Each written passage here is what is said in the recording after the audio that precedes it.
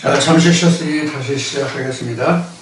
앞 시간에 그 3대 절개에 관해서 말씀을 드렸는데,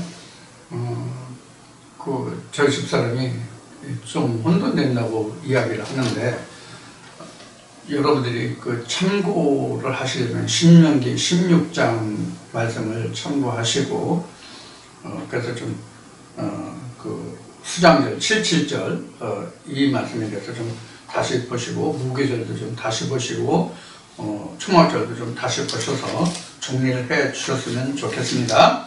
자, 이 시간에는 요한복음 7장 두 번째 시간 10절부터 시작하겠습니다. 요한복음 7장 10절부터 시작하겠습니다. 그 형제들이 명절에 올라간 후 자기도 올라가시되 나타내지 않고 비밀히 하시니라. 명절 중 유대인들이 예수를 찾으면서 그가 어디 있느냐 하고 예수께 대하여 무리 중에서 수군거림이 많아 혹은 좋은 사람이라 하며 혹은 아니라 우리를 미혹하게 한다 하나, 그러나 유대인들을 두려워함으로 드러나게 그를 말하는 자가 없더라. 자, 지금 이 10절에서부터 13절까지 그 말씀을 공독했는데요. 이 말씀에 보면은 당시에 예수에 관해서 얼마나 말이 분분했던가 하는 것을 우리가 알 수가 있습니다.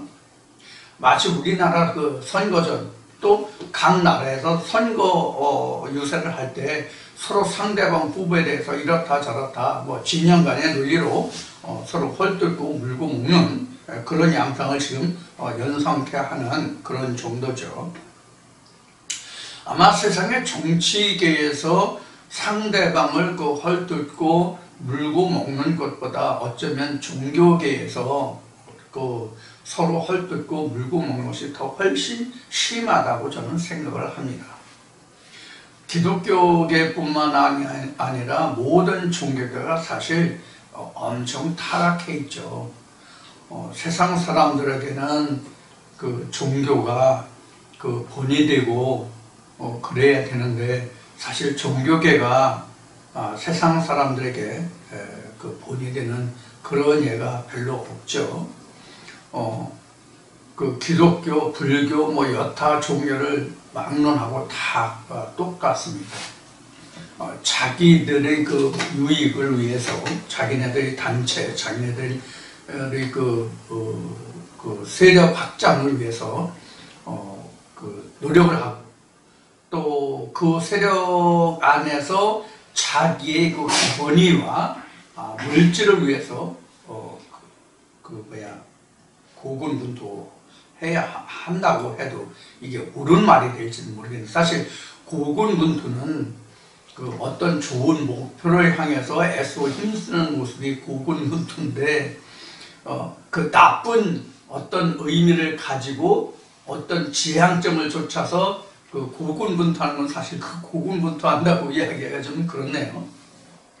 그래서 제가 여기 시골에 지금 내려온 지가 지금 이제 올해 만 6년인데, 전에 서울에 있을 때 이 교단이나 이렇게 다니면서 이렇게 각 교육이나 이런 것을 다니면서 보면은 서로 감투를 쓰려고 애를 써요. 그러면서 하는 말이 꼭 뒤따르는 말이 돈을 얼마를 썼네를 자랑을 해요. 돈을 얼마를 썼네. 보통 몇 억을 썼다고 그래요. 몇 억을. 교단에 선출직에 나가는데 몇 억을 썼다고 그래요. 그러면 그 돈 쓰면은 쉬운 얘기로 본전 생각 안 나겠어요? 그만한 돈이, 물질이 들어오기 때문에 자기가 투자하는 것이란 말이에요. 사실 교계의 이면에 들어가 보니까요, 제가 신학을 하기 전에 생각했던 그 교계와 신학을 하고 목회자들, 목사들 사이에서 돌아가는 그것을 알고 나니까요, 참 거리감이 너무 심하더라고요. 진짜 타락한 것이 교계예요. 중들도, 목사들도 여러분들 중들 선거 있고 그러면은 깡패들 해서 뭐 강목 싸움 나고 하는 거 그동안 심심찮게 뉴스에 보도되고 한 거 보셨죠? 교계도 마찬가지예요. 똑같아요. 교계가 바로 이렇습니다. 그러니까 그 전에도 말씀을 드렸듯이 교회가 세상 사람들에게 무슨 모래 역할을 해서 세상 풍파가 세상에 들어오지 않도록 그런 역할을 방파막이를 하겠냐고요. 벌써 이게 수천 년 전에 오랜 세월 전에 에레미야를 통해서 하나님이 단식하셨으니 오늘날은 더 말할 것도 없죠. 자, 그런 면을 우리가 이 말씀에서 우리가 볼 수가 있습니다. 그래서 한쪽은 좋다, 한쪽은 나쁘다. 예수를 얘기했죠. 그런데 드러내놓고 지금 말을 못하고 있는 거예요. 왜? 유대인들 때문에. 자, 이제 이런 말씀이 이제 점점 깊이 나올 겁니다. 자, 그 다음에 이제 14절 보겠습니다. 이미 명절의 중간이 되어, 이 초막절이 거의 한 달 동안을 실시했어요. 초막절이 거의 한 달이거든요. 7월 1일부터 시작해가지고 7월 26일인가 언제 끝나요.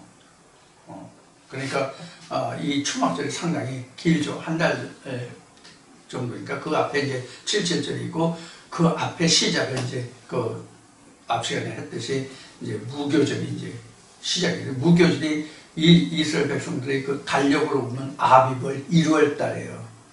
자, 그런 것을 우리가 이제 그 말씀드리고, 그 다음에 이제 14절. 이미 명절의 중간이 되어 예수께서 성전에 올라가서 가르치시니 유대인들이 기히 여겨 가르되 이 사람은 배우지 아니하거늘 어떻게 그를 아느냐 하니 예수께서 대답하여 가르치되 내 교훈은 내 것이 아니요 나를 보내신 이의 것이니라. 이렇게 16절까지 말씀하십니다.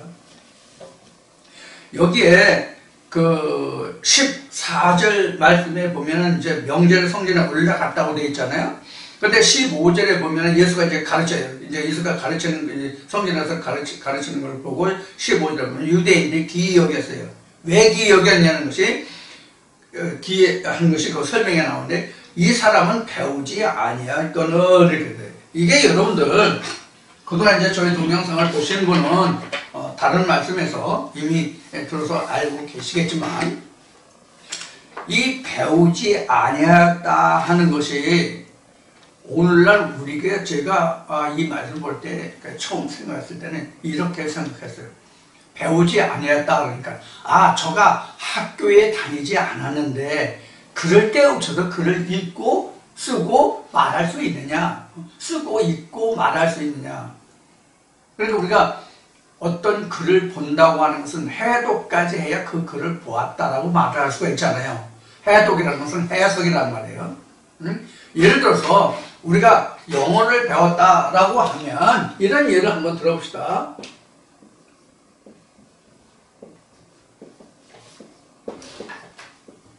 자, 이거를 지금 어떤 사람은 학교에 다녀서 이걸 배웠어요. 이것을 배웠기 때문에 I am a boy를 아는데, 즉 A와 B 두 사람을 놓고 봅시다. 이 사람은 학교를 이수한 사람이고 여기는 B는 미이수에 다니지 않았어요. 근데 이 사람은 이수했기 때문에 I am a boy를 해독하는 그 자체가 당연한 거잖아요. 근데 B라는 사람은 학교를 다니지 않았어. 이수하지 않았어. 근데 I am a boy를 보고 읽고 해독을 다 해. 그러면 이 둘을 놓고 봤을 때, A, B를 놓고 봤을 때 우리가 이렇게 생각할 수 있단 말이에요. B라는 사람은 중학교 안 다녔어. 영어 안 배웠어. 근데 그가 영어 알아? 이런 식으로 해석을 했단 말이에요. 누가? 제가요. 여러분들은 어땠어요? 여러분들은 어떻게 생각하셨냐고요? 근데 이걸 알고 보니까 그런 얘기가 아니라 학교의 공부를 이수했느냐 안 했느냐가 아니라 신학이에요. 신학이라는 것을 그럼 우리는 어디서 이것을 유추해 볼 수 있느냐 하면은 지금 이제 14절까지 말씀 봤나요? 16절까지 봤나요? 네. 16절까지 말씀 봤는데 그 이후에 한번 봅시다. 그 이해 봅시다. 여기서 지금 15절까지. 가르친다는 것이 뭐냐면 교훈이잖아요. 교훈. 자, 교훈인데 그 뒤에 말씀을 보자고요. 16절부터 보자고. 예수께서 대답하였을 때 내 교훈은 내 것이 아니요 나를 보내신 이의 것이다. 이렇게 얘기했잖아요. 그러니까 이 교훈이 무슨 교훈이에요? 성경이죠. 그렇죠? 여기에서 유추해 볼 수 있는 것이 바로 뭐냐면 신학이라는 말이 나온단 말이에요. 여기서 유추해 볼 수 있는 것이 일반 학교의 그 배움의 과정을 이수했다 안 했다의 말이 아니라 신학을 이수했다 안 했다의 이야기가 된단 말이에요. 바로 거기에서 답이 나오는 거예요. 여기서 배우지 않았다. 그래서 제가 처음에 이 하나님 말씀을 이제 제가 받은 후에 하나님 말씀을 받은 후에 제가 성경을 몇 권을 대조해가면서 이 말씀을 대조해가면서 이 말씀을 공부한 적이 있었어요. 공부했다고 해야 맞죠. 그거는 말씀이 이렇게 깨달아지는데 이것이 다른 성경에는 어떻게 기록되어 있느냐 하는 것을 보니까 이게 이제 성경 버전이 여러 가지예요. 영문도 그렇고 한글도 그렇고 버전이 여러 가지잖아요. 대한 성서 공회에서 한 것도 있고 여러 가지 있어요. 영문으로 보면 KJV도 있고 HKM도 있고 그다음에 이지 바이블도 있고 또 영 바이블 버전도 있고 굉장히 많더라고요. 영어. 그래서 이제 영어도 이제 짧은 영어 실력이지만은 여러 각권의 의심스러운 부분을 대조해 보니까 여기에 배우지 않았다는 이 부분이 뭐냐면 바리새인의 학교예요. 바리새인의 학교예요. 그래서 KJV에 보면은 뭐라고 하냐면 레터 이렇게 나와요. 저가 레터를 공부하지 않았는데 저가 레터를 아느냐 이렇게 이제 KJV는 레터로 나왔어요. 글이라는 의미가. 그럼 레터가 뭐예요? 레터가 단편적으로 얘기하면 뭐예요? 풀이가 편지죠? 그렇죠? 레터가 편지란 말이에요. 그럼 이 편지라는 의미가 추적해 올라가면 어떤 의미죠? 서신이죠, 서신. 그렇죠? 선지자나 사도의 서신이라는 거예요. 그럼 이것이 바로 뭐예요? 성경이에요. 그래서 our school, 즉 바리새인의 학교에서 성경을 배우지 않는데 그가 하나님을 아느냐 이런 뜻이 된단 말이에요. 자, 여기에서 우리가 알 수 있는 것이 뭐냐면 들여다볼 수 있는 것이에요. 깨달을 수 있는 것이 뭐냐면 당시나 즉 2000년 전 유대 땅의 바리새인들과 이스라엘 백성들의 생각이나 오늘날 이 세상의 지구촌에 살고 있는 모든 인간들이 생각하기를 어디 갔어? 이 신학을 하지 않으면 성경을 알 수 없다라고 생각하는 거예요. 그럼 그 사람들만 그랬어요? 저도 그 당사자의 한 사람이에요. 하나님의 말씀이 제 귀에 들려오기 전에 하나님과 제가 만나기 전까지는 그렇게 생각을 했어요. 그런데 하나님이 나를 만나시고 그로 인해서 내가 하나님을 만나서 보니까 하나님은 이런 학문에서 오는 것이 아니더라 하는 거예요.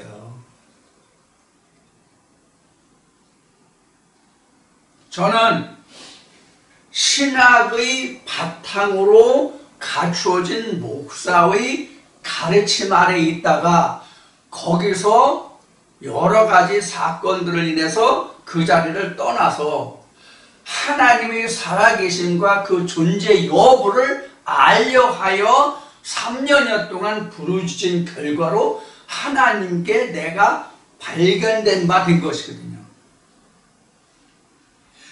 그렇게 해서 내가 하나님을, 즉 성경을 깨달아 가기 시작하는데 이것은 신학으로는 할 수 있는 것이 아니더라는 거예요. 그래서 저는 이 신학을 하기 전에 어떤 형태로 하나님 말씀을 전했는가 하면은 끼리끼리, 즉 아는 사람들을 통해서 그 사람들과 함께 가정에서부터 시작을 했어요. 그래서 이제 사람들이 늘어나기 때문에 그 사람들과 함께 어떤 가정에서 좁은 공간에서 할 수 없기 때문에 건물 교회를 새 얻어서 시작한 것이 바로 저희 이 말씀의 증거의 시작이었어요. 그 증인이 지금 저와 함께 살고 있는 우리 집 할머니지만, 자, 그래서 제가 이제 그런 과정으로서 이제 가정에서도 시작해가지고 건물을 얻어서 이제 목회를 시작했는데, 이 복음의 문을 넓히기 위해서 이제 이런 저런 사람들을 통해서 목사들과 만나고 교우하고 또 다른 한 예는 그 목사님과 같이 조인해서 교회를 합쳐서 하기로 했었는데, 신학을 했느냐, 어느 교단이냐, 목사 안수는 받았냐, 이런 문제가 대두되더라고요. 그래서 저는 하나님의 음성을 듣고 하나님을 만난 후에 그런 복음의 전도의 문을 위해서, 복음 전도의 그 확장을 위해서 신학을 나중에 했어요. 그래서 신학을 하면서 입시름을 많이 했긴 했지만, 그리고 이제 신학을 마치고 목사 안수 받고 조금 강의를 좀 하다가 그들과 내가 지향하는 바가 틀리기 때문에, 당연히 틀리죠. 틀리기 때문에 결국은 지금 교단을 떠나서 지금 홀로 지금 하고 있습니다만, 교단이 구원시켜주는 거 아니고 교회가 구원시켜주는 것이 아닌 것을 이제 아니까 지금 이제 혼자 있지만, 지금도 이제 다른 사람들이, 심지어 이 말씀을 듣는 사람들조차도 어느 교단에 속했냐, 신학을 했냐라고 질문하는 사람들이 혹여 있어요. 신학은 관계없습니다. 여러분들 구원에는 신학이 전혀 문제가 없습니다. 지금 예수를 보는 것과 같습니다. 예수 베터 공부했습니까? 서신 공부했습니까? 성경 공부했습니까? 안 했잖아요. 그래서 예수가 하는 말이, 내가 너희에게 교훈하는 것은 너희들이 교훈하는 것과 같지 않다. 나를 보내시는 이가 이 말을 하게 한다. 그래서 지금 그런 의미로 얘기하는, 성전에 올라가르칠 때에 이 교훈은 내 것이 아니다고 얘기하는 거예요. 당연하죠. 신학은 자기가 배운 것으로 말하지만은 하나님의 교훈은 내 것이 아니란 말이에요. 이것을 내가 여러분들에게 늘 말씀드리는 거란 말이에요. 이것을 늘 여러분들에게 말씀드리는 거예요. 지난번에 붕어빵과 호떡의 예를 들었죠. 붕어빵과 호떡의 예를 들었잖아요. 신학은 붕어빵이에요. 신학은 붕어빵이고 예수의 교훈은 호떡이에요. 받는 사람마다 자기가 깨달은 말씀이 크기와 넓이와 깊이와 그 색깔이, 모양이 다 틀리다고. 그런데 신학은 똑같이 붕어빵 만들려고 하잖아. 신학은 똑같이 붕어빵을 만들려고 하잖아. 예를 들어서 삼위일체면 삼위일체, 이분설 삼분설 하면 똑같아. 죄론하면 똑같아. 부활론하면 똑같아. 거듭나면 똑같아. 다 똑같이 만들려고 하잖아. 이건 붕어빵이라고. 그래서 우리도 이 말씀을 듣고 있는 우리도 정형화하려고 하면 틀에 갖춰서 꼭 이렇게 돼야 된다라고 하면은 그건 붕어빵이에요. 그거는 우상이에요. 그건 우상이 되는 거예요. 그래서 하나님이 모세에게 계명을 주실 때 하늘이나 땅이나 바다 그 어느 곳으로도 내 형상을 만들지 말라고 말씀하신 거예요.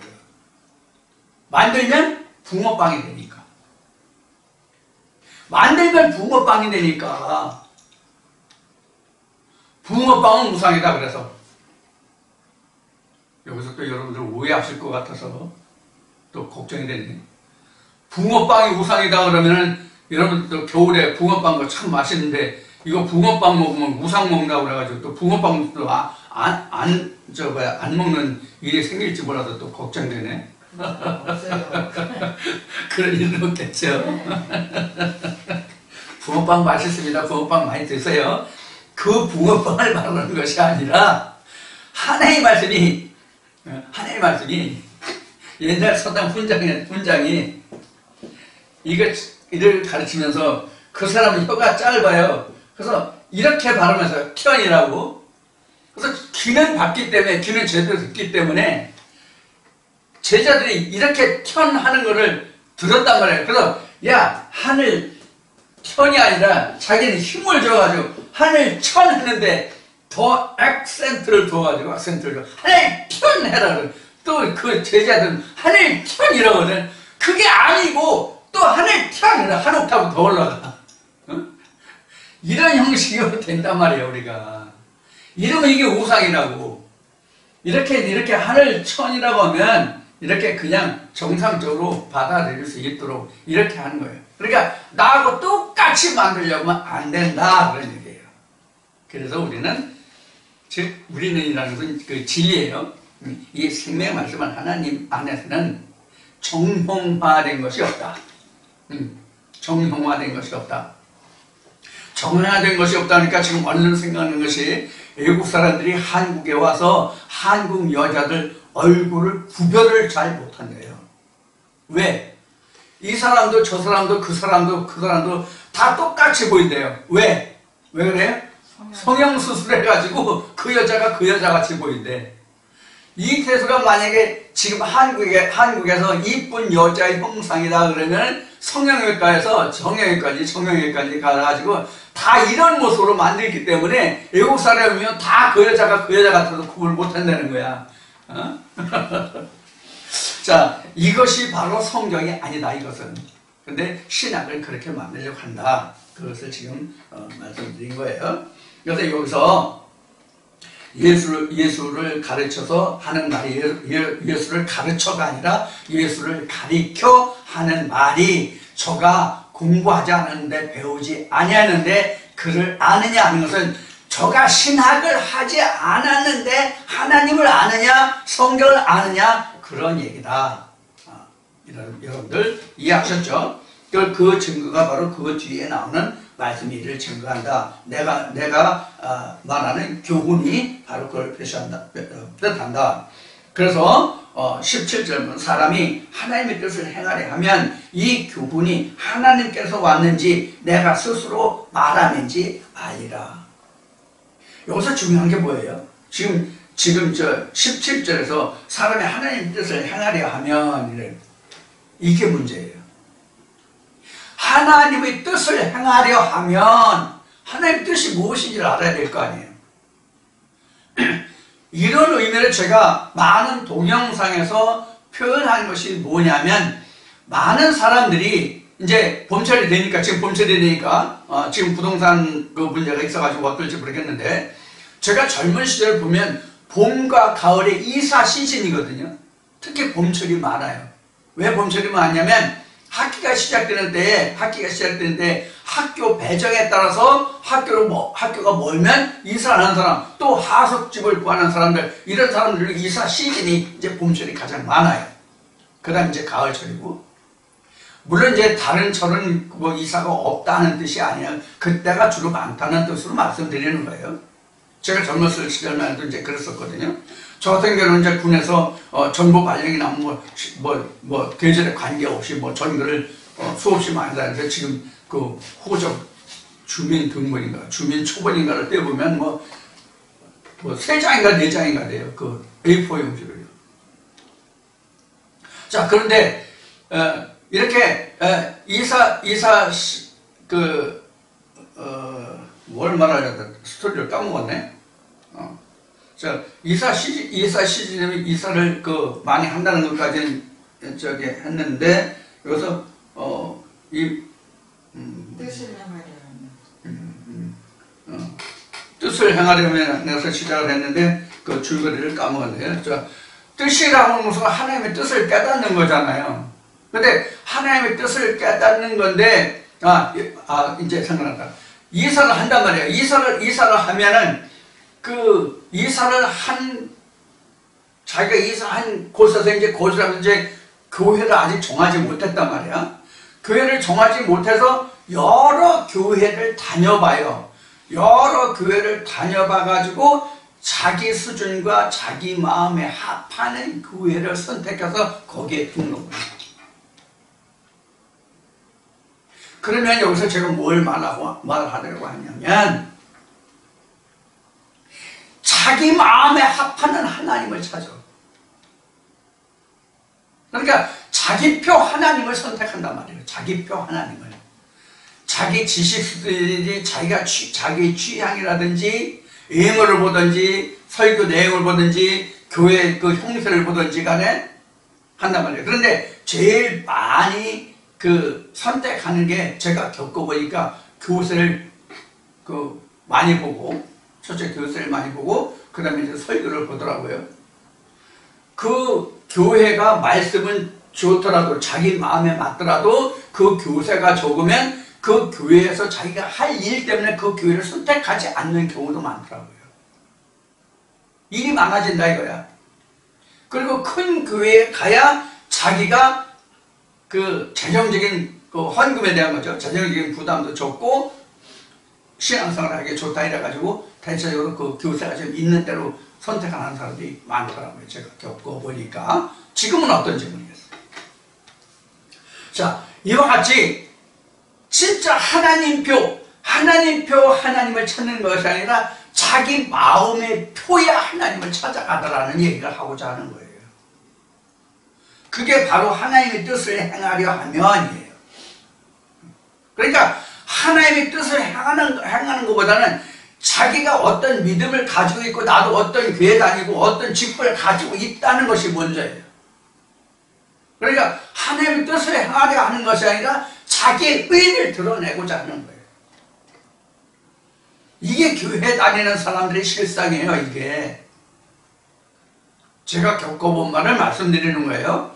여러분들은 어떻게 생각하셨고 어떤 마음의 상태로 어떤 마음으로 신앙생활을 하셨는지 저는 모르지만 제가 겪어본 바에 의하면 그렇더라는 것을 말씀드리는 거예요. 지금도 그런 사람들이 무수히 많을 거예요. 그래서 그 교회 다니다가도 뭐가 틀리면은 그게 아니고 다른 교회로 나가는 이런 경우가 있단 말이에요. 자기 마음표 하나님을 찾는 거예요. 이게 가장 큰 문제예요. 하나님의 뜻을 구하고 하나님 나라와 그 의를 구하라고 분명히 주님은 그렇게 말씀하고 계시네. 마태복음에서.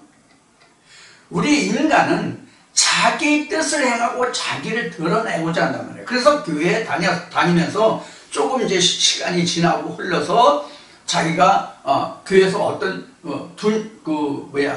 존재감을 나타내려고 해서 직분도 헌금도 해가지고 자기를 드러내는 자기의 두각을 드러내고자 하는 그런 분들이 많이 있더라고요. 그래서 나 직분 주세요, 권사 직분 주세요. 그러면 내가 교회에서 어떻게 하겠어요? 이런 조건부 신앙을 하는 사람들이 있더라 하는 거예요. 여러분들 중에는 그런 분 한 분도 안 계셨겠죠? 그랬을 줄 압니다. 자, 그런 것을 이제 하나님의 뜻과 자기의 뜻이에요. 그래서 자기의 뜻을 행하려면 안 되죠, 교회 다니면서. 자, 그 다음에 이제 18절부터 보겠습니다. 18절. 스스로 말하는 자는 자기 영광만 구하되 보내신 이의 영광을 구하는 자는 참되니 그 속에 불의가 없느니라. 여기는 그 속에 불의가 없다고 그랬어요. 그 속에 불의가 없다고 그랬어요. 즉 교훈에 불의가 없다 이 뜻이에요. 사람 자체가 불의가 없다는 뜻이 아니라 그 교훈 안에는, 그 속에는 불의가 없다는 뜻이에요. 자기 영광을 취하지 않고 그 말씀을 쫓아가기 때문에 자기 뜻을 떠난 것이 아니라 보내신 이의 그 교훈에 중점을 두기 때문에 그 교훈에는 잘못된 것이 없다는 얘기예요. 그런데 우리가 지금 이 신학에 의해서 여러분들 교훈을 그동안 받으셨잖아요. 저도 그렇고요. 그러면 이 신학에 의해서 설교하는 사람들의 얘기를 들으면 어때요? 여러분들 어떻게 느끼셨어요? 저 같은 경우에는 목사의 자기가 처한 처지에 따라서, 자기가 생각한 거에 따라서 같은 말씀인데도 작년에 한 거 올해 한 거 틀려. 심지어 작년에 하고 올해 한 거 틀리는 건 어디로 가든지 몇 주 전에 한 거하고 이번 주 하는 거 틀려.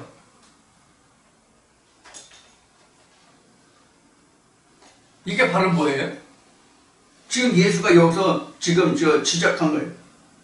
자기 영광만 취하되 영광을 구하는 자는 참되니라. 하나님의 영광, 보내신 영광을 구하는 이는 참되다. 바로 이런 것을 우리가 구분할 수 있는 거예요.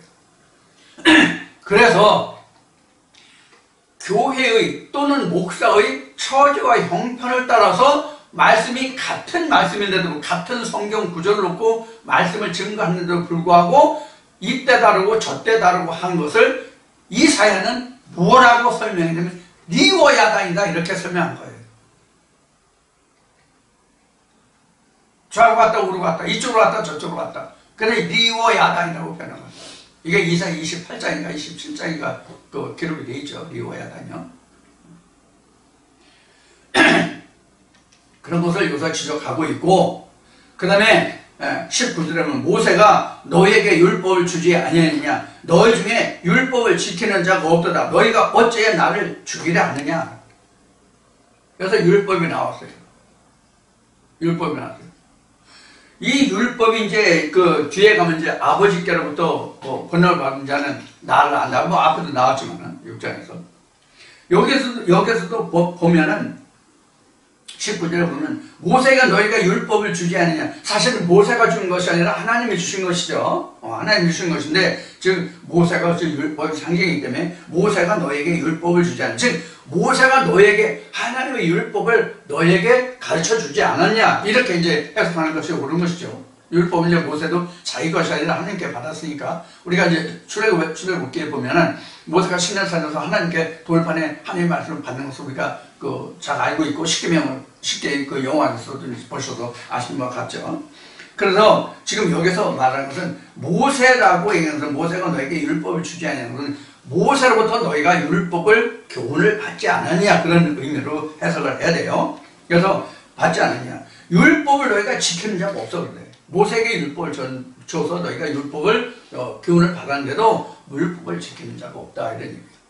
자, 여기서 율법을 지키는 자가 없도다라고 얘기하는 것은 무엇을 말하냐면 그 율법을 몸으로 행하는 자, 그렇게 지키는 자가 없다는 뜻이 아니라 율법을 깨닫는 자가 없다는 뜻으로 해석을 해야 돼요. 이제 이게 뒤에서 제가 다시 설명하고 6장에서 설명했고, 요한복음 3장에서 설명했고, 요한복음 1장에서부터 이제 설명이 되는 과정이에요. 요한복음 1장은 뭐냐면, 빛이 어둠에 왔을 때, 빛이 세상에 왔을 때, 어둠이 깨닫지 못하고 세상이 받아들이지 않더라는 말씀이 바로 그거예요.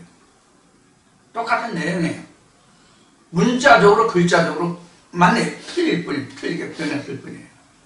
그래서 여기서 보면은 율법을 지키는 자가 없다는 것은 깨닫지 못한다는 거예요.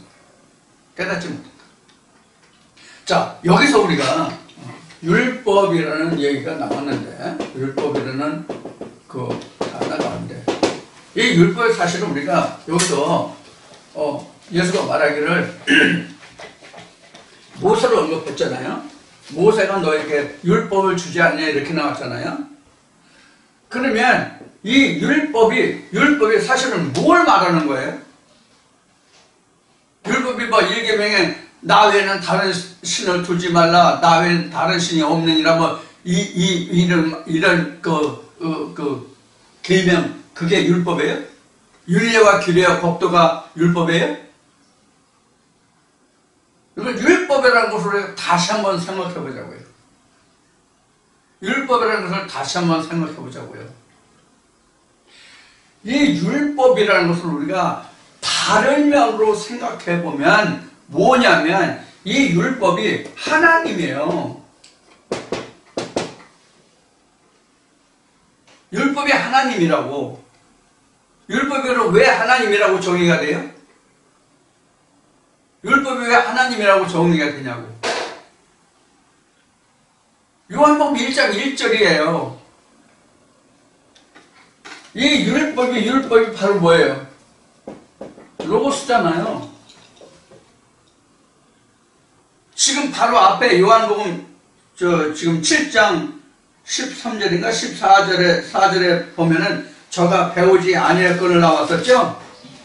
레타잖아요, 이게. 레타잖아요. 이게 율법이란 말이에요. 자, 그래서 율법은 곧 하나님이에요. 그래서 모세를 통해서 너희가 하나님을 받지 않느냐, 하나님의 교훈을 받지 않았느냐, 하나님을 받지 아니하느냐 이렇게 나온다. 이렇게 설명이 된단 말이에요. 그럼 너희가 하나님을 받았는데 네가 하나님을 알지 못한다. 그러니까 너희가 율법을 지키지 않는다. 이렇게 된 거란 말이에요. 말의 뜻이, 해석이. 그래서 앞에서 예수가 말하기를 뭐라고 그래요? 하나님의 뜻을 행하려 한다면 이렇게 나와요. 하나님의 뜻을 행하려면 그럼 하나님의 뜻이 어디 들어있어요? 로고스 안에 들어있잖아요. 레타 안에 들어있잖아요. 그게 하나님이잖아요. 그게 율법이잖아요. 그래서 오늘날 우리가 율법하면 모세를 연상하는데 또 구약을 연상하는데 이런 그 뜻에서 보면 율법이라고 하는 것은 우리가 현재로 본다면 성경, 구약, 신약이 다가 율법이에요. 율법. 그래서 율법이라는 것은 여기에서 설명한 거지. 율법하면 하나님의 법이에요. 이게 율법이에요. 근데 우리는 자꾸 율법하면 모세를 생각하고 구약을 생각하거든요. 자, 지금 이야기한 율법은 바로 이런 의미예요. 그래서 율법은 하나님이라고 지금 설명을 하고 있고, 또 그 다음에 율법이라는 것이 뭐냐면 율법이라는 것을 또 다른 의미로 보면 어떻게 해석할 수 있냐면 미완성이라는 뜻이에요.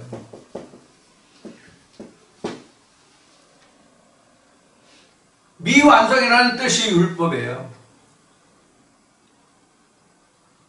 왜 미완성이에요? 지금 예수가 지금 여기서 얘기했잖아요. 하나님의 뜻을 행하려 하면 이러잖아요. 하나님의 뜻을 행하려 하면 행한 후에가 완성이잖아요. 그래서 행하려 하면 하나님을 알아야 되잖아요. 근데 아직 알지 못했잖아요. 그렇죠? 아직 알지 못한 말들은 다 율법이에요. 미완성이란 말이에요. 그럼 그것이 구약이고 율법이에요. 완성이 되면 신약이고요. 성취된 것이고요. 그래서 율법의 개념을 우리가 지금 말씀을 드렸듯이 그동안은 여러 다른 방면으로 생각하셨을지 모르지만은 지금 율법이라는 것을 광범위하게 생각한다고는 단순하고 폭이 좁게 생각했다면 좀 광범위하게 여러 가지 각도로 우리가 생각해 봐야 돼요. 지금은 율법이라는 것이. 그래서 율법성은 우리가 그 구약 때에 생각했던 그런 것으로 해가지고 모세의 경전, 특히 모세 오경을 우리가 율법이라고 생각하기가 쉬운데 지금 현재 우리에게 있어서는 모든 성경이 다 율법이다. 왜? 미완성이기 때문에. 그래서 우리가 율법이라는 것을 다른 견지에서 우리가 다시 한번 생각을 해보시고요. 그래서 모세가 너에게 율법을 주지 아니느냐, 너희 중에 율법을 지키는 자가 없도다 라고 하는 것은, 지키는 자가 없다는 것은 율법을 깨달은 자가 없다라, 이렇게 해석을 해야 된다는 얘기예요. 너희 중에 율법을 지키는 자가 없다다. 너희가 어째 나를 죽이려 하느냐. 자, 여기서 너희가 어째 나를 죽이려 하느냐가 바로 뭐냐면 깨닫지 못했기 때문에, 즉 율법에 있기 때문에, 문자에 속해 있기 때문에 예수를 모르니까 예수를 죽이는 것이란 말이에요. 실제 몸은 죽이지 아니할지라도 예수가 한 말을 받아들이지 아니하면, 지키지 아니하면, 깨닫지 못하면 아버지의 뜻을 행할 수가 없잖아요. 그럼 예수를 죽이는 거란 말이에요. 결국은 이것이 살인하지 말라에 해당하는 거예요. 살인하지 말라에 해당하는 거라고. 살인이 세상 사람과 인간이 죽이는 것을 말하는 것이 아니라 하나님의 하나님의 아들 예수 그리스도를 죽이지 말라는 뜻이란 말이에요. 살인하지 말라가. 근데 그거를 하나님의 말씀을 깨달아서 알지 못한다면 인간과 인간이 뭐로 생각해요? 살인으로 생각한단 말이에요. 인간 대 인간의 살인으로 생각한단 말이에요. 그렇다고 해서 영을 죽이는 것이 살인이다라고 해서 육신을 죽여도 된다는 뜻은 아니에요. 또 오해를 하시면 안 돼요. 참이 뭐냐, 성경에서 말하는 참으로 말하는 살인이 뭐냐 하는 것을 우리가 이해하고 하는 것 뿐이에요. 그래서 야고보서에 보면은 살인하지 말라 하는 이가 또한, 도적질하지 말라 하는 이가 또한 살인하지 말라 하였으니 내가 살인하지 아니하여서도 도적질하면 모든 율법을 범하였느니라, 이렇게 설명하고 있거든요. 그럼 도적질이 곧 뭐예요? 살인과 같다는 뜻이잖아요. 아니, 도적질도 못하는 사람이 살인하겠어요? 살인을 한 사람이 도적질한다는 것은 우리가 쉽게 용납하고 이해를 할 수 있지만, 아니, 도적질도 못하는 사람이 살인했다고 하면 그게 우리가 얼른 용납을, 이해를 할 수 있냐고요? 안 되잖아요. 그러니까 우리가 하나님의 말씀을 어떻게 이해하고 깨느냐에 따라서 그 이해하는 범위가 각구가 엄청 다른 것이죠. 자, 그 다음 보겠습니다. 20절 보면 무리가 대답하되 당신은 귀신이 들렸도다. 누가 당신을 죽이려 하나이까? 예수께서 대답하여 가실 때 내가 한 가지 일을 행하매 너희가 다 이를 인하여 기이히 여기는도다. 모세가 너희에게 할례를 주었으니 그러나 할례는 모세에게 나는 것이 아니요 조상들에게서 난 것이라. 그러므로 너희가 안식일에도 사람에게 할례를 주느니라. 모세의 율법을 폐하지 아니하려고 사람이 안식일에도 할례를 받는 일이 있거든. 내가 안식일에 사람의 전체를 온전히 한 것으로 너희가 나를 노여워하느냐? 외모로 판단하지 말고 공의의 판단으로 판단하라 하시니라. 그래서 24절까지 읽는데 여기까지 좀 설명을 드리고 이 시간을 마치도록 하겠습니다. 자, 여기 보면은 죽이려 한다는 이 말에 대해서 지금 그 바리새인들이, 유대인들이 지금 여기서 좀 대항을 하죠, 대구를 하죠. 누가 당신을 죽이려 하느냐? 너 귀신 들렸다. 이렇게 평을 하죠. 우리는 너 죽이려고 하지 않는다. 근데 너 지금 우리를 우리를 향해서 나를 죽이려 한다고 하니까 너 혹시 귀신 들린 거 아니야? 이런 뜻이잖아요. 다시 볼까요? 20절 봅시다. 무리가 대답하되 당신은 귀신이 들렸도다. 누가 당신을 죽이려 하나이까? 예수께서 대답하여 가라사대 내가 한 가지 일을 행하매. 이렇게 되어 있잖아요. 그러니까 예수는 너희들이 나를 죽이려 한다고 하고 그 대상들, 그 말을 듣는 유대인들을 우리가 언제 당신을 죽이려 하냐? 너 귀신 들린 거 아니야? 이렇게 얘기해. 너 헛것부냐? 이런 뜻이잖아요. 이런 의도가 깔려 있는 거잖아요. 그래서 방금 앞에 말씀드렸듯이 예수가 죽이려 한다는 뜻과 바리새인들이 언제 우리가 너를 죽이려고 했는데 너 귀신 들려서 이런 이야기가 서로 상충되는 이야기죠. 우리가 이제 같은 글을 보지만 이게 내용에 들어가면 바로 이런 의미가 여기에 담겨져 있단 말이에요. 자, 그런 의미를 여기서 염두에 두시고 여러분들이 앞으로 이 말씀을 보실 때 그런 의미를 염두에 두시고 보시면 이해가 상당히 빠르실 겁니다. 그다음 모세가 너희가 이런데 이 할례에 관해서 나오는데 이 할례에 관해서 다시 오늘 좀 설명을 간단히 드리겠습니다.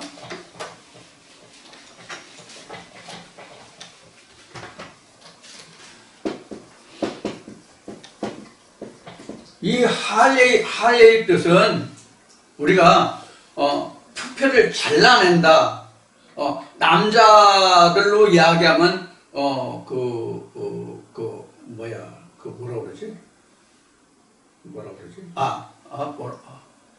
남자들로 이야기하면 포경술. 남자들로 얘기하면 우리가 그 할례라는 것을 포경 수술로 말할 수 있는데 영어 단어 뜻이 그래요. 영어 단어 뜻이 그런데 표피를 잘라냄이거든요. 이게 이제 할례인데 이 할례라는 것은 포경 수술을 뜻하는 것이 아니라 이런 뜻이에요.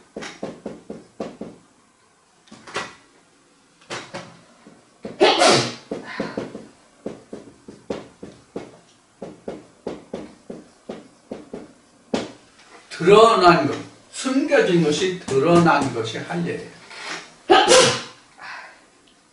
그러면 이 할례는 여기 있는 것 같이 할례는 모세가 준 것이 아니라 조상이 줬다는 것은 이것은 무슨 뜻이냐면 이 할례가 언제 줬어요?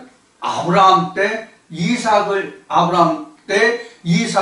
그 언약하면서 하나님이 너와 네 집안에 있는 모든 남자들은 할례를 할지니라 여기에서 시작한 거거든요. 그래서 이 할례는 모세 율법에서 난 것이 아니라 조상에게서 났다. 이렇게 이제 설명하고 있는 거예요. 그래서 이 할례는 그래서 이제 숨겨진 것이 드러났다는 뜻이에요. 그럼 누가 드러났어요? 아브라함이 아브라함으로 하나님께 드러난 것이에요. 그래서 이게 거듭남이에요. 그래서 할례라고 하는 것은 사실은 무엇을 뜻하냐면 거듭남이에요.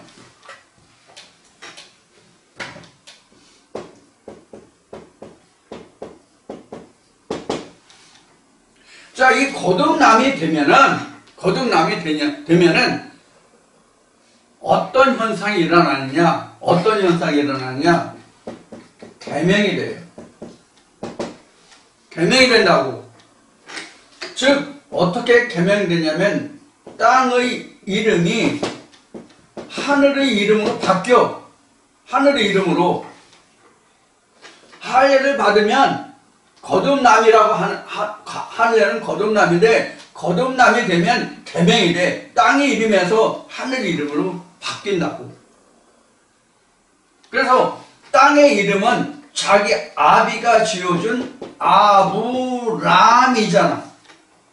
근데 하나님이 주신 것은 뭐예요? 아브라함이 됐잖아.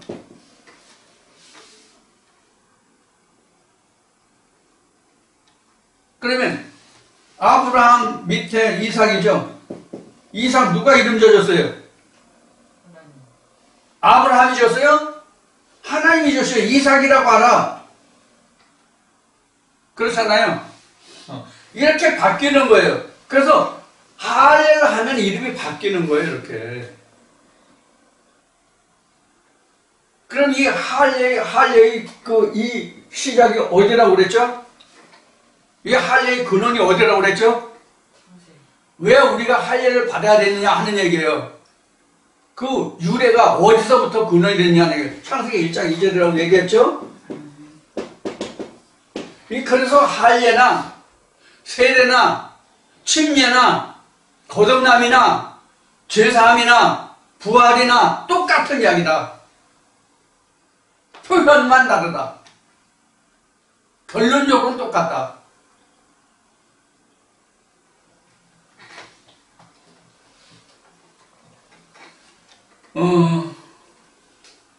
이 할례라는 것이 바로 이런 의미를 가지고 있다고요.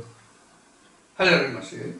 여기 할례가 나왔기 때문에 지금 할례를 다시 설명을 드렸습니다. 그러니까 우리가 그 성경을 그 이해한다고 하면 바로 이런 것을 성경 전체에 나와 있는 어떤 말씀이 뭐와 똑같다. 이것이 어떠한 절차를 거쳐서 하나님께 우리가 돌아가는, 즉 애들을 회복하는 그런 것이다라는 것을 우리가 깨닫는 데 있는 거예요. 그래서 이런 그 말씀을 지금 드리고 있는 거고요. 그래서 이것은 지금 할례가 나왔고요. 그래서 할례 받지 못한 것이 바로 하나님의 뜻을 행하지 못하며 깨닫지 못하며요.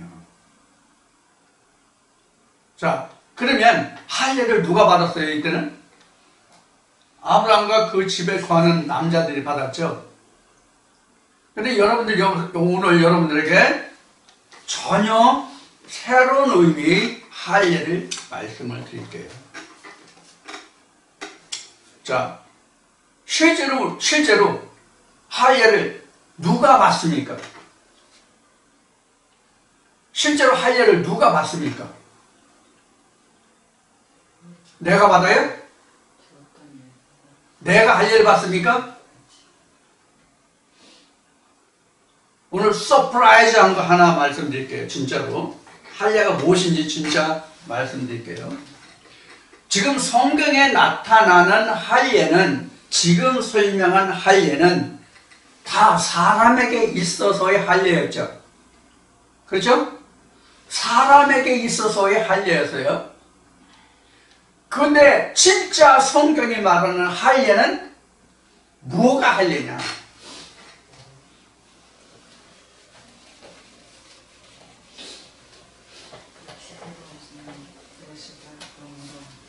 자, 놀랄 준비 되셨나요?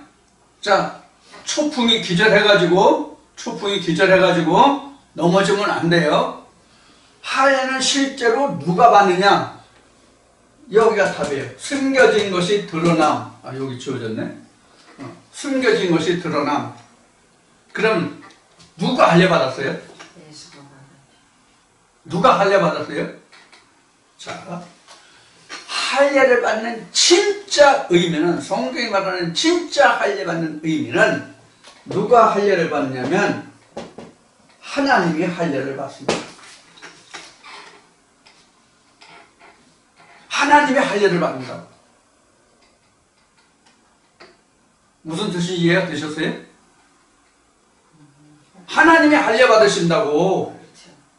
누구에 의해서? 우리에 의해서, 인간에 의해서 하나님이 할례를 받으신다고. 무슨 뜻이에요? 하나님이 우리에게 드러난 바 되잖아. 하나님이 각자에게 드러난 바가 되잖아. 이게 진짜 할례예요. 이렇게 하나님이 내게 드러나야 하나님도 나를 드러낸다고. 그래서 예수가 한 말이 뭐예요? 예수가 한 말이 뭐예요? 내가 너에게 들어가면 내가 너와 함께 더불어 먹고 마셔서 영생에 이른다라고 말한 거예요. 지금 여러분들이 저와 함께 가는 것은 하나님을 자꾸 벗겨가는 거, 하나님을 할례해 가는 거라고, 우리가. 즉 이게 다른 말로 하면 뭐예요? 성경을 깨달아 가는 것이라고. 이게 할례예요.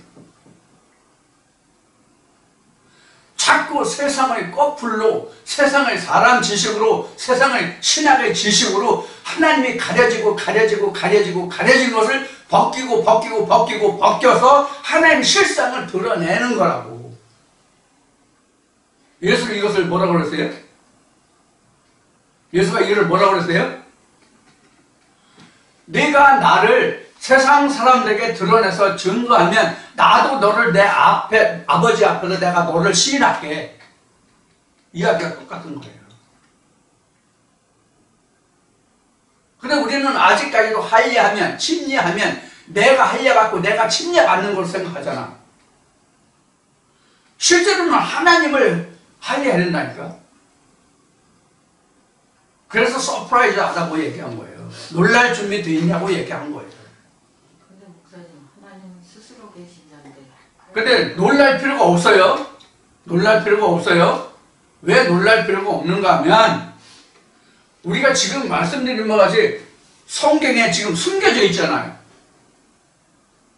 성경에 뭐가 숨겨져 있어요? 영생이라는 것이 숨겨져 있잖아요. 그렇죠? 영생이라는 것이 숨겨져 있어요. 이게 예수잖아요. 근데 예수가 뭐와 같이 있어요? 로고스와 함께 있잖아요. 그렇죠?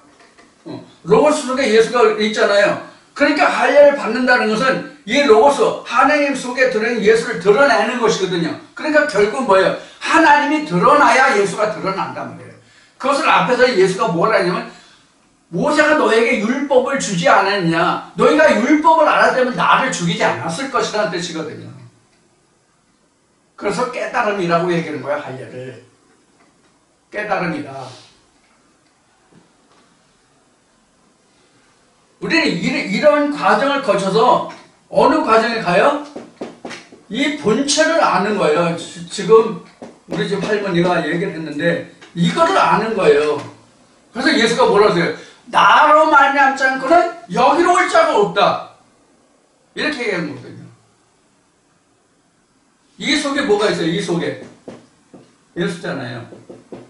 예수가 십자가상에 생활해요. 아버지께서 창세전 나와 함께 했던 영원하심으로 나를 영원롭게 해서 아버지께서 영광 받으시옵소서 하는 기도를 하죠. 그런 기도를 하죠. 그게 바로 이런 거란 말이에요.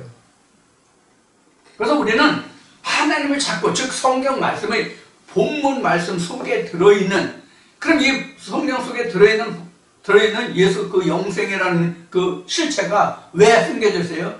나의 지식과 신의 지식과 세상의 각종 모든 그 썩을 물로 인해 가지고 가려져 있단 말이에요. 하나님과 예수가.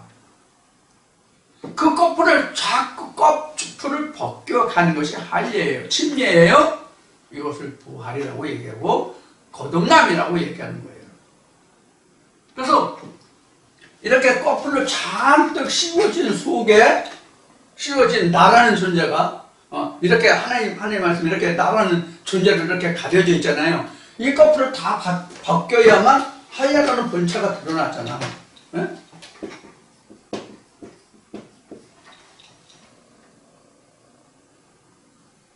그래서 우리는 하나님을 알지 못하고 하나님은 그래서 나를 알지 못하는 거예요. 이것이 창세기 1장 2절이라는 그런 뜻이에요.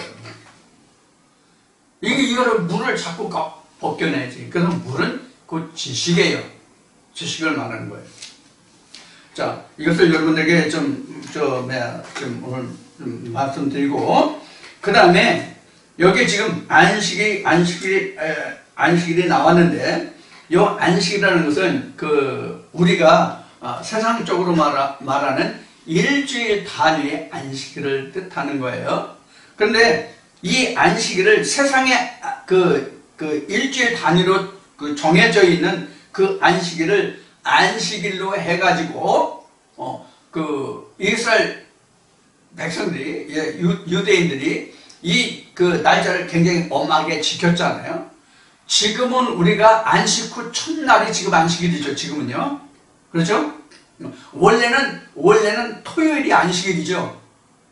토요일이. 그래서 안식 후 첫날이 바로 오늘날 우리가 지키는 주일이라는 개념이라는, 그래서 주일이에요. 주일. 8일에 해당하는 것이죠.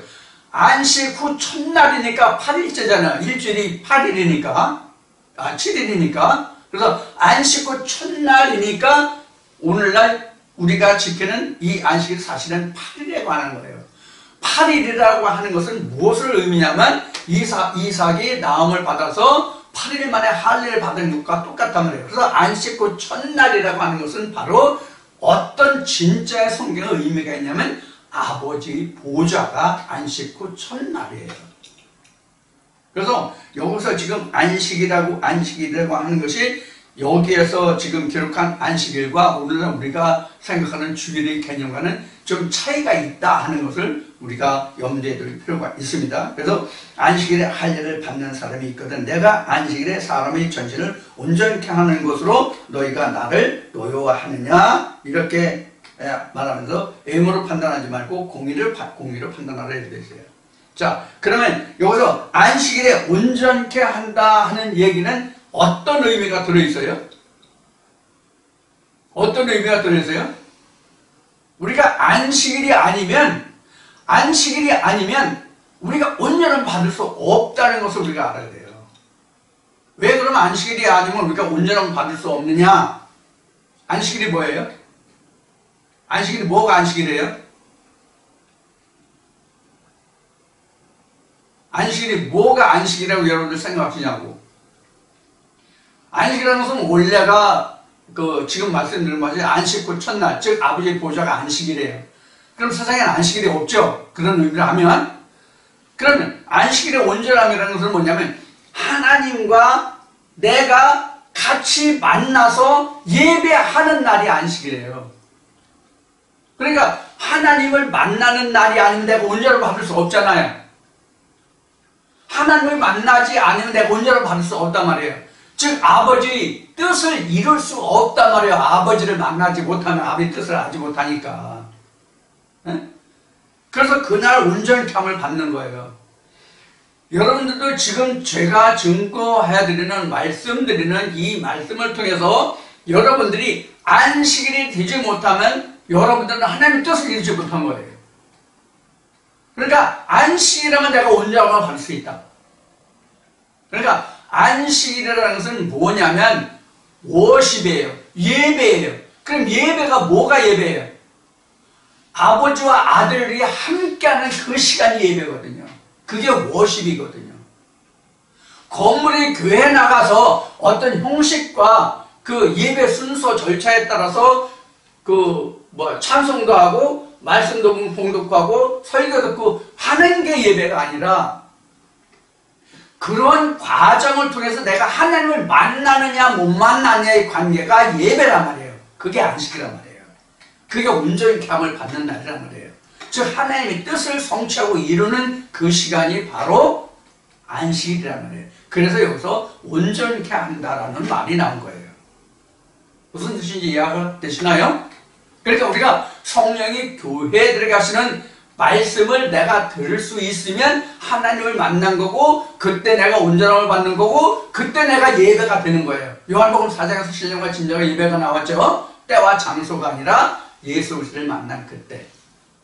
그것을 여러분들이 이 말씀을 말씀을 읽으면서 그런 것을 생각하시면 됩니다. 그래서 우리가 안식이라면 내가 온전함을 받을 수 있구나 이렇게 한 거예요. 근데 이스라엘 백성들은 안식일을 뭐로 봤어요? 안식일을 뭐로 봤어요? 그냥 일 안 하는 날, 아무것도 안 하는 날. 그래서 너희가 소나 돼지나 짐승이 구덩이에 빠졌으면 그거 건져내지 않냐? 안식이라고 그냥 둬서 죽게 하느냐? 이런 의미로 말씀하신 거예요. 하물며 하나의 백성이 아프게 서 죽겠는데 안식이라고 그 사람 안 고쳐주냐? 그런데 너희들 이것을 나를 보고 틀리다고 하느냐? 안식일을 범한다고 하느냐? 이런 얘기란 말이에요. 우리가 복음서 전체를 보면 그렇잖아요. 자, 여기서는 직접적으로 그렇게 설명하지 않고 있지만, 그래서 예수가 말하기를 외모로 판단하지 말고, 즉 표면적에 나타나는 것을 하지 말고 하나님의 공의, 하나님의 의로, 하나님이 진짜 말씀하시는 것이 무엇이냐 하는 것으로 판단하라. 이렇게 지금 여기서 이야기하고 있는 거예요. 자, 이제 여기까지 24절까지 말씀을 봤는데요. 7장 24절까지 말씀을 봤는데요. 오늘 여러분들과 나눈 말씀들에 대해서 여러분들이 앞 시간에 말씀드린 것으로는 그 절기에 대해서 다시 한번 신명기에서 77절 수장절하고 6월절 무교절하고 그다음에 초막절하고 말씀을 좀 성경을 보시고 좀 다시 보완을 해 주실 것과 이 시간에 여러분들과 나눌 이 두 번째 시간 오늘 나눌 말씀에서는 하나님의 뜻을 이룬다는 것이 무엇이냐, 할례가 무엇이냐, 이런 거, 그 다음에 온전히 한다는 것이 무엇이냐, 이런 것에 대해서 여러분들이 다시 한번 말씀을 깊이 새겨나시고 새겨서 오늘도 여러분들에게 하나님의 은혜가 풍성하시길 바라고, 다음 주가 오늘 이제 다음 주가 다다음 주인가 5월 1일인가 이제 주일인가 되는데 혹시 그날은 5월 1일이나 이 주일은 여러분들과 혹시 말씀을 나누지 못할 수도 있을 것 같아서 미리 공지를 해드립니다. 만약에 5월 1일 주일날 예배가 일요일날 예배가 되지 못해서 동영상이 제작이 되지 못할 것 같으면 사전에 준비해서 여러분들에게 말씀이 쉬지 않도록 그렇게 하겠고, 또 지난주에 말씀드릴 때 이제 녹말기가 돼서 그 기계소리 소음이 좀 들어갈 것이다 그랬는데 이번 주까지는 괜찮아요. 괜찮은데 좀 이제 소음이 들어가더라도 여러분들이 이해를 해주시고 또 건강 유념하시고 건강한 모습으로 다음 주에 다시 뵙겠습니다. 하나님의 건강에 함께하기를 기원합니다. 감사합니다.